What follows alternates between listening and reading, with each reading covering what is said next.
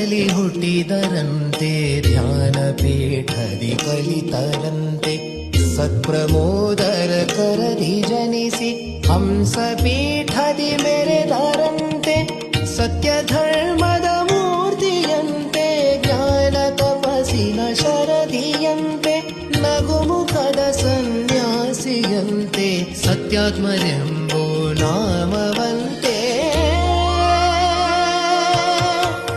ಸ್ವಾಗತವು ಹೇಳೋಣ ಯತಿವರೇಣ್ಯಗೆ ಸ್ವಾಗತವು ಹೇಳೋಣ.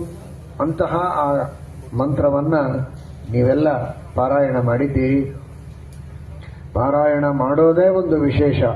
ಪಾರಾಯಣವನ್ನು ಮಾಡುವುದಕ್ಕೆ ಸಂಕಲ್ಪ ಮಾಡಿದರೂ ಪುಣ್ಯ ಇದೆ, ಪಾರಾಯಣ ಮಾಡಿದರೂ ಪುಣ್ಯ ಇದೆ. ಅದು ಕೂಡ ಒಂದು ದಿನ ಒಂದು ಸಲ ಎರಡು ಸಲ ಅಲ್ಲದೆ 1008 ಸಲ ಬೇರೆ ಬೇರೆಯವರ ಮನೆಗಳಲ್ಲಿ ಹಾಗೂ ಅನೇಕ ದೊಡ್ಡ ದೊಡ್ಡ ಕ್ಷೇತ್ರಗಳಲ್ಲಿ ಮಾಡಿದ್ದು ಇನ್ನೂ ಅಭೂತಪೂರ್ವವಾದದ್ದು, ಬಹಳ ವಿಶೇಷವಾದಂತಹ ಒಂದು ಸಾಧನೆ ದೇವರು ನಿಮ್ಮೆಲ್ಲರಲ್ಲಿ ನಿಂತು ಮಾಡಿಸಿದ್ದಾನೆ. ಇದನ್ನು ಮೊದಲು ಆ ಭಗವಂತನಿಗೆ ಸಮರ್ಪಣೆಯನ್ನು ಮಾಡಿ ನಾಹಂಕರ್ತ ಹರಿಃಕರ್ತ ಅಂತ ಅನುಸಂಧಾನ. ಹರಿ ಎನ್ನುವ ಶಬ್ದಕ್ಕೆ ಎರಡೂ ಅರ್ಥ ಇದೆ. ಹರಿ ಅಂದರೆ ಪರಮಾತ್ಮ, ಹರಿ ಅಂದರೆ ಕಪಿ ಅಂದರೆ ಹನುಮಂತ ದೇವರು, ಮುಖ್ಯ ಪ್ರಾಣದೇವರು.